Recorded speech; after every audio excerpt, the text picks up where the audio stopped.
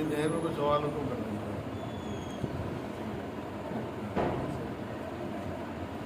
ایک سوال یہ ہے کہ کیا میت کو غسل فوراً دیں یا دفن سے تھوڑا پہلے؟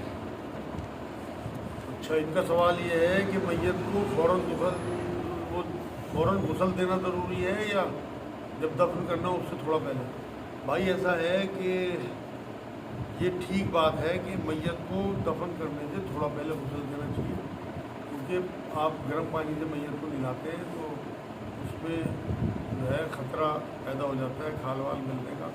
اگر آپ کسی کا انتظار کر رہے ہیں، میت کی کوئی رشتہ دار باہر جانے والے ہیں اور آپ کو لگتا ہے کہ رات میں میت بھی ہے، کل صبح دفن کرنا ہے، تھوڑا سا ٹائم لگے گا، تو ایسی میت کو چھوڑ دیں اور کپڑا ڈھک کے رکھ دیں، اسی ٹائم کفن دفن کریں، جب انہیں دفنانا ہو اسی ٹائم ان کو غسل دیں، گھنٹے 2 گھنٹے پہلے۔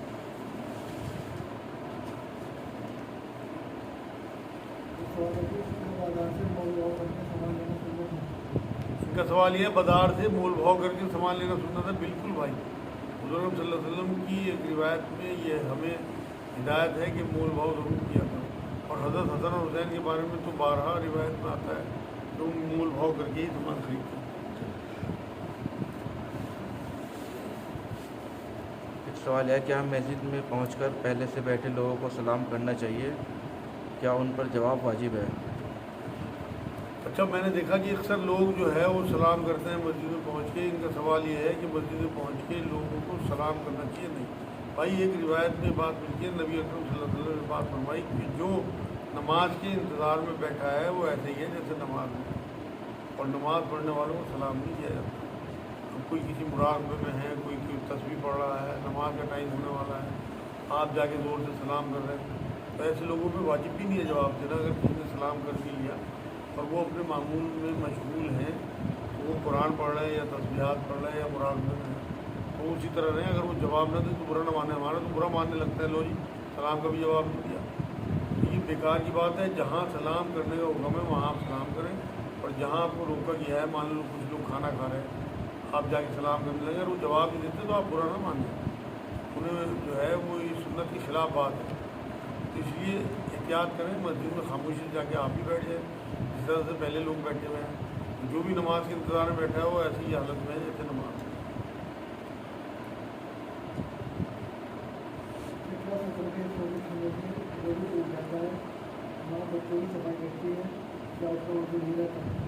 بھائی ایک روایت میں ان کا سوال یہ ہے کہ شرم گاہوں پہ ہاتھ لگنے سے کیا وضو ٹوٹ جاتا ہے؟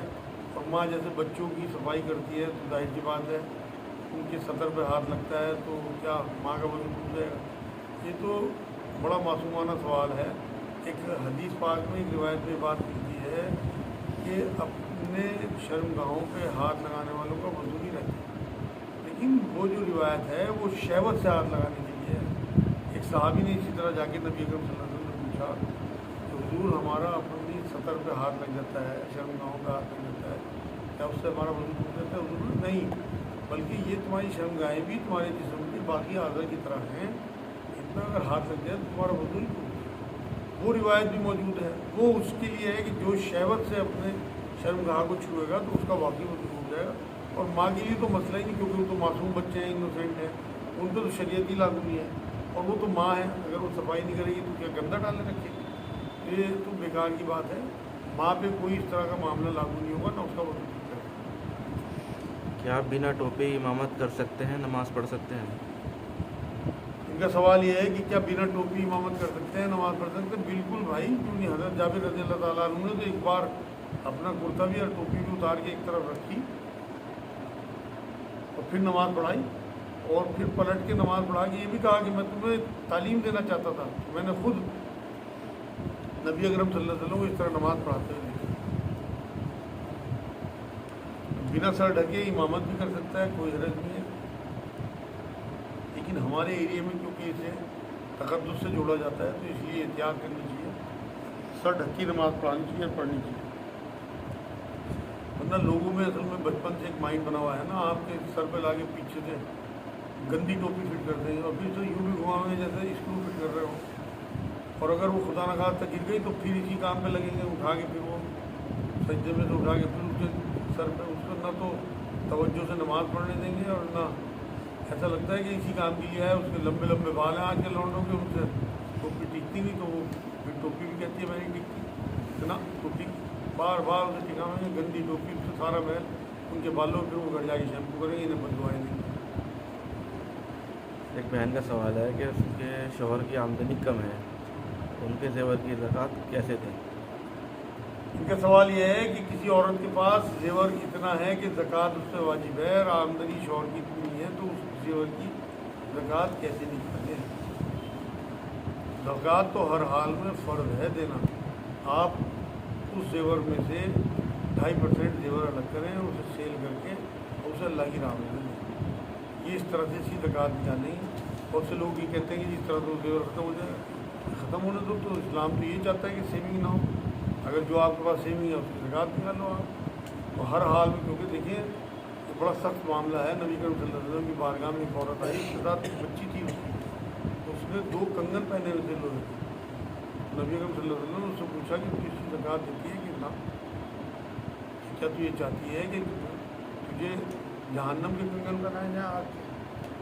تو اس نے اتار کے وہی کنگن پھینک دیے تھے. اس لیے بچیوں کے جو ذمہ دار ہیں وہ ان کے ماں باپ ہیں. بچیوں کا بھی جو سونا رکھا ہو یا اپنے گھر میں سونا ہو، اور وہ اگر صاحب نصاب ہیں، وہ لگ بھگ آج کے 9.25 تولہ سے زیادہ ہے سونا، تو ہر حال میں زکوٰۃ دینی ہے. چاہے اسی میں سے کاٹ کے سونا بیچ کے پھر زکوٰۃ دیں. یہاں اگر لوگ یہ کہتے ہیں نا اپنا سونا بیچ رہے ہیں، تو بے عزت کی سہن کر لو. یہاں کی آخرت کی بے عزت کی سہن ہونے والی نہیں ہے. وہاں آپ کے گلے میں جب توق ڈالے جائیں گے لوہے کے، اور آپ کے گلے میں جب سانپ بچھو ہوں گے، تو وہاں کی جو بے عزتی ہے اسے آپ برداشت نہیں کر سکتے. ایک بہن کا سوال ہے کہ اسے لکوری آتا ہے، کبھی کبھی اس میں خون کا رنگ بھی ہوتا ہے، کیا کپڑے بدل کر نماز پڑھیں؟ کیا روزہ بھی رکھ سکتے ہیں؟ اچھا، ان کا سوال یہ ہے کہ لکوریا کی بیماری کسی کو ہے تو اس کے چلتے ہوئے کیا نماز پڑھیں اور روزہ رکھ سکتے ہیں؟ اچھا، اس میں بلڈ کی بھی کوئی آمیزش آ جاتی ہے کبھی کبھی. دیکھو جی، لکوریا تو پاک ہے. تمام مجاہدین کا کہنا یہ ہے کہ ایک ایسی بیماری ہے کہ اس میں بار بار کپڑے نہیں بدلتے بچیوں کو، عورتوں کو، تو اس سے نہ وضو ٹوٹے گا اور نہ کپڑے بدلنے ہوں. لیکن اگر اس کے ساتھ بلڈ آ جاتا ہے تو پھر وہ کپڑوں کو ناپاک کر دے گا، کپڑے ہی بدلنے پڑیں گے اور وضو بھی ٹوٹ جائے گا، وضو بھی کرنا پڑے گا.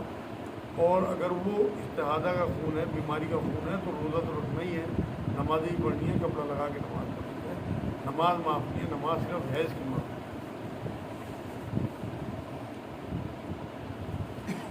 شوگر کی وجہ سے شوہر نے پھر روزہ رکھنے کے لیے منع کرتے ہیں، ڈاکٹر کی بھی ٹھیک رہتی ہے، تو کیا کریں؟ اچھا، شوگر کی وجہ سے کسی عورت کے شوہر اسے روزہ رکھنے سے منع کرتے ہیں، جبکہ طبیعت اس کی ٹھیک رہتی ہے، تو شوگر سے کوئی فرق نہیں پڑتا، تو وہ کیا کریں؟ دیکھو جی، نفل روزوں کو رکھنے سے نبی اکرم صلی اللہ علیہ وسلم نے شوہر کی اجازت کی بنا منع کیا ہے. لیکن ان کا مقصد جو ہے، میں سمجھ گیا، بیماری اور کمزوری کی وجہ سے وہ اپنی بیوی کی بیماری کی وجہ سے منع کرتے ہیں، نہ کہ کسی اور وجہ سے. ان کا اپنا کوئی اس میں شہوت کا معاملہ ہو یا کوئی اور مقصد ہو. اس لیے میرے نزدیک اسے ایشو نہ بنائیں، اپنا پریسٹیج ایشو نہ بنائیں. یہ نفلی روزے ہیں، اپنے شوہر کی بات رکھیں اور روزے نہ رکھیں، یا پھر اپنے شوہر کو کنوینس کر لیں، انہیں سمجھائیں پیار سے کہ مجھے کوئی فرق نہیں پڑتا. اس کے بعد بھی اگر وہ کہیں کہ بھائی ایک دن چھوڑ کے رکھ لو یا کبھی کبھی رکھ لیا کرو، تو کوئی حرج نہیں ہے. پھر بھی اگر منع کریں تو یہ نفلی روزے جو ہیں اس میں آپ کو اپنے شوہر کی بات ماننی چاہیے. اگر کوئی زور سے چھینکے والا الحمدللہ کہے تو کیا ہمیں بھی زور سے اس کا جواب دینا چاہیے جو سننے سے؟ اچھا، ان کا سوال یہ ہے کہ اگر کسی کو چھینک آئے اور وہ الحمدللہ کہے، زور سے کہے، ہمارے کانوں میں اس کی آواز پڑے، تو کیا ہم بھی اتنی زور سے یا رحمۃ اللہ کہیں کہ اس کی کانوں میں آواز پہنچ جائے؟ یہ سوال ہے. ہاں بالکل بھائی، دعا آپ پلٹ کے دے رہے ہو اسے تو اس کے کان میں پہنچے گی تو اسے خوشی ہوگی. لیکن اگر وہ چھینک مار کے الحمدللہ کہہ کے آگے نکل گیا تو آپ نے بھی اگر یا رحمۃ اللہ کہہ دیا تو آپ کا اجر ان شاء اللہ تعالیٰ پکا ہے. لیکن اگر آپ اسے سنا دیتے تو اور زیادہ بہتر بات ہوتی. سوال ہے، دلہن کو سجانے کا کام پردے میں رہ کر کیا کرنا چاہیے؟ اس میں نکلی بالوں کی وگ، پلکیں یا بھویں ٹھیک کرنا وغیرہ. دلہن کو بنانے کا کام. اچھا، کوئی صاحب جو ہیں وہ دلہن تیار کرنے کا کام کرتے ہیں، عورتوں کے ذریعے ہی کرتے ہیں، پردے کی اس میں، اور اس میں نقلی بال یا نقلی بھویں وغیرہ لگانے کا بھی ہے، جی ہلکے وغیرہ لگانے کا. یہ پوچھنے کام جائز ہے ناجائز ہے؟ جی بالکل جائز کام ہے. اگر وہ بھویں نوچتے نہیں، نبی اکرم صلی اللہ علیہ وسلم نے بھویں نوچنے سے منع کیا. اگر وہ انہیں بھووں کو سیٹ کر رہے اور پلکوں میں یا سر میں نقلی بال لگا رہے اور وہ انسانی بال نہیں ہے، بالکل اجازت ہے. اور انسانی بالوں کی وگ جو ہے اسے لگانے سے منع کیا. تو میرے نزدیک تو یہ بالکل جائز ہے اگر وہ خود ہاتھ نہیں لگاتے. اور انہوں نے اس کام کے لیے بچی رکھی ہوئی ہیں دلہن تیار کرنے کے لیے. اور تو وہ زینت کی اجازت ہے اور دلہن تیار ہوتی ہے اور انہیں زینت کرنی بھی چاہیے. ان کی شادی ہے، روز روز شادی نہیں ہوتی. تو یہ بالکل میرے خیال میں جائز بزنس ہے. ویسے اس بارے میں اگر وہ فتویٰ لے لیں تو بہت بہتر ہوگا. میرے نزدیک کوئی اگر ان کے پاس فتویٰ ہوگا تو وہ کوئی ان کے اوپر انگلی نہیں اٹھا سکتا. ویسے میری علم کے مطابق بالکل جائز کام ہے. سوال یہ کیا ہوگا آپ جو نا کیا ٹرین کے لائبر بھی بنانے میں کوئی دو جینس ہونا بہت کرتی ہے نا. دیکھو تو انہوں نے کہا کہ پردے کی حالت میں ہم کرتے ہیں تو اس کا مطلب عورتیں ہی کرتی ہیں. اگر مرد کرتے ہیں عورتوں کو تیار وہ تو ناجائز اور حرام کمائی. لیکن اگر عورتیں تیار کرتی ہیں عورتوں کو تو یہ بالکل جائز ہے. تو میں پہلے بھی شاید بیوٹی پارلر کے حوالے سے جواب دے چکا اس سوال کا.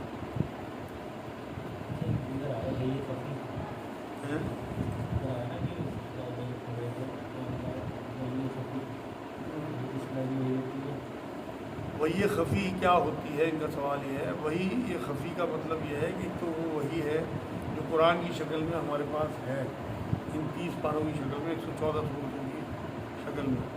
ایک وہی خفی جو حدیث قدسی بھی ہوتی ہے اور نبی کے بارے میں قرآن کیونکہ یہ کہتا ہے کہ اپنی طرف سے کچھ نہیں کہتے، یہ وہ کہتے ہیں جو اللہ ان سے کہلواتا ہے. تو تمام احادیث اور حدیث قدسی سب وہی خفی ہیں جو نبی اکرم صلی اللہ علیہ وسلم نے یہ بات صحابہ کو کہی کہ اللہ یہ کہتا ہے. مطلب وہ وہی ان کے پاس نہیں آئی بلکہ وہ اس طرح سے اللہ رب العزت نے انہیں الہام کیا یا جبرائیل علیہ السلام کے ذریعے انہیں بتا دیا کہ یہ قرآن کا حصہ نہیں ہے لیکن یہ وہی ہی ہے. کیونکہ نبیوں کے تو خواب بھی وہی ہوتے تھے نا. مان لو کسی خواب کے ذریعے اب نبی اکرم صلی اللہ علیہ وسلم کو خواب دکھایا گیا سن 6-7 ہجری میں کہ آپ عمرہ کر رہے ہیں. حضور صلی اللہ علیہ وسلم نکل پڑے. نہ قرآن میں ذکر اس بات کا نہ کچھ کون سی. کیونکہ انہوں نے صحابہ سے یہ بات کہی کہ مجھے خواب میں دکھا اور صحابہ کو پتا تھا کہ نبی اور خواب سچے ہوتے ہیں. یہ وہی کا جو ہے یہ ایک حصہ ہے خواب بھی. تو جو وہی خفی ہوتی ہے وہ چھپی ہوئی وہی سمجھو. جو نبی اکرم صلی اللہ علیہ وسلم کے قلب اطہر پہ اللہ رب العزت نے کوئی بات ڈالی، کوئی الہام کیا یا کوئی بات جبرائیل علیہ السلام کے حوالے سے اس طرح سے ان کے پاس آئی جو قرآن میں منقول نہیں ہے بلکہ نبی اکرم صلی اللہ علیہ وسلم کو ادر الگ سے ہدایات دی. سوال یہ ہے کہ ایک رکعت میں سورہ فاتحہ کے بعد کم سے کم کتنا قرآن پڑھنا ضروری ہے؟ ان کا سوال یہ ہے کہ ایک رکعت میں سورہ فاتحہ کے بعد کم سے کم کتنا قرآن پڑھیں. اصل تو اتنا قرآن پڑھیں کہ آپ کی تسلی ہو جائے. ویسے تو علماء دین 3 آیتیں کہتے ہیں کم سے کم. لیکن اگر آپ آیت الکرسی جیسی کوئی آیت پڑھ دیتے ہیں جو ایک ہی ہے اور وہ لگ بھگ 10 جملوں پر مشتمل آیت ہے تو وہ بھی آپ کے لیے کافی ہے. تو اصل تو بات یہ آپ کی دل کی تسلی ہونی چاہیے کہ ہاں میں نے قرآن پڑھا. یہ نہ ہو کہ آپ ایک آیت پڑھ کے اندر سے آپ کی تسلی نہ ہو. مان لو آپ نے صرف ایک آیت پڑھ دی قل اللہ احد اور اب آپ اندر سے بے چین ہی رہ گیا اور یہ قرآن نہیں پڑھنا. آیت الکرسی اگر آپ پوری پڑھ دیں گے آیت تو وہ بھی ہے اور آیت یہ بھی ہے تو وہاں آپ کے دل کو تسلی رہے گی کہ ہاں میں نے کچھ قرآن پڑھا. کیونکہ وہ اپنے آپ میں اتنی بڑی آیت ہے ماشاء اللہ اور اسے پڑھ کے بھی دلی سکون آ گئی. تو قرآن کی تو کوشش یہ کریں کہ بڑی سے بڑی آیت وہ صورتیں پڑھا کریں جن میں زیادہ آیتیں ہوں جو بھی آپ کو یاد ہو. اگر آپ کو چھوٹی چھوٹی صورتیں یاد ہیں تو آپ زیادہ صورتیں پڑھ لیا کریں. مطلب ایک ہی جگہ الحمد کے بعد 2-2 3-3 صورتیں پڑھ لیا کریں. آپ کی دل کو تسلی ہونی چاہیے کہ ہاں میں اللہ کا کلام پڑھ رہا ہوں، ہاں میں اس ٹائم اللہ سے گفتگو کر رہا ہوں. اچھی ہے. دعائے قنوت جو ہے کسی رکعت میں پڑھ سکتے ہیں کیا جو وطر میں پڑھتے ہیں دعائے قنوت کسی رکعت میں پڑھ سکتے ہیں. ان کا سوال یہ ہے دعائے قنوت کیا کسی رکعت بھی پڑھ سکتے ہیں جیسے وطروں میں پڑھتے ہیں؟ نہیں بھائی، اصل میں تو رکعت میں تو آپ کو قرآن ہی پڑھنا چاہیے اور دعائے قنوت جو ہے وہ سنت دعا ہے. قرآن میں نہیں آئی وہ دعا لیکن نبی اکرم صلی اللہ علیہ وسلم کی بتائی ہوئی دعائیں ہیں جو دعائے قنوت میں پڑھی جاتی ہیں دعا میں. اس لیے وہ قرآن کی شکل میں آپ نمازوں کے بیچ میں نہیں پڑھتے. आप ये देखो उसमें वितरों में भी आप पहले अलहम्दो पढ़ते हो, जिस रकात में आप दुआ कुनूत पढ़ते हो, उसके बाद कोई ना कोई सूरत पढ़ते हो, उसके बाद फिर उसे जोड़ाइए दुआ कुनूत। इसी तरह भी इमाम साहब के साथ नमाज पढ़ रहे और एक या 2 रकात मिल गई और जब इमाम ने सलाम फेरा तो हमने उनके साथ मतलब आधा सलाम दिया, थोड़ा सलाम फिर प्रेफर कर दी और फिर बाद में याद आया कि एक रकात पढ़नी है तो फिर क्या सजदे से करेंगे। इनका सवाल यह है, इमाम साहब के साथ एक रकात निकल गई थी, सलाम फेरा इमाम साहब ने, साथ में गलती से सलाम फेर लिया, उसके बाद याद आया कि हमारी तो रकात निकल गई थी, खड़े हुए नमाज पूरी करी, तो क्या आप सजदा सहू करें? नहीं भाई, कोई सजदा सहू की ज़रूरत नहीं। असल में तो आप इमाम साहब के ताबे हैं, उनकी नमाज जो है वो उससे ही आपकी तमाम तलाफी पूरी होगी। अज़ान में हम सलाम करना चाहिए, हैं? अज़ान अगर हो रही है तो सलाम करना चाहिए। इनका सवाल यह, अजान होते हुए सलाम करना चाहिए? नहीं भाई, मना है, अजान होते हुए भी सलाम नहीं करना चाहिए। और अगर कोई गलती से कर ले तो आप जवाब न दें, आप पे जवाब देना वाजिब नहीं है। अगर फ़र्ज़ नमाज में कोई सजदा तिलावत आता है तो उसको भी उसी टाइम सजदा करना है फ़र्ज़ नमाज के दौरान ही, जैसे कि हम तरावी में करते हैं, या नहीं करना चाहिए? इनका सवाल यह है, फ़र्ज़ नमाज़ें पढ़ रहा है, किसी ने कोई सूरत ऐसी पढ़ दी जिसके बीच में सजदा आता है, तो हाथ के हाथ सजदा करेंगे या वो सजदा नहीं करें या बाद में करेंगे? भाई हाथ के हाथ सजदा करना पड़ेगा उसी टाइम। फ़र्ज़ नमाज में जी, फ़र्ज़ नमाज में भी। इसीलिए इमाम हजरात को मैं देखता हूँ कि लोग कंफ्यूज ना हो, इसलिए सजदे वाली सूरतें नहीं पढ़ते। पढ़ते हैं, इस वजह से मैं इसीलिए नहीं पढ़ते कि जो मुक्तदी हैं वो कंफ्यूज ना हो जाए। तो इसलिए अगर कभी कोई पढ़ भी दे तो उसे हाथ के हाथ ही सजदे में जाना चाहिए, उसके साथ साथ तमाम मुक्तदी भी सजदा करेंगे। इसलिए वैसे अपनी नफिल नमाज़ों में आप सजदे वाली सूरत आयतें पढ़ दिया करें, लेकिन कभी आप इमामत करें तो उस टाइम ना पढ़ें, क्योंकि मुक्तदियों को आदत नहीं है और वो कंफ्यूज हो जाए। जैसे ये इकरा बिस्मी रब्बिकल आयत है, इसमें आखिर में है बिल्कुल सजदा, तो इमाम साहब कहते हैं कि सजदे की ज़रूरत ही नहीं, क्योंकि एंड में है बिल्कुल। इनका सवाल ये है, इकरा के सबसे आखिर, इकरा जो सूरत है सूरह अलग, उसके आखिर में सजदा है, तो इमाम साहब ये कहते हैं कि करने की ज़रूरत नहीं है। नहीं भाई, आपको करना चाहिए और उसके साथ अगली सूरत मिलानी चाहिए, सजदा करके अगली सूरत मिला के फिर आपको सजदा करें जो नमाज वाला सजदा है।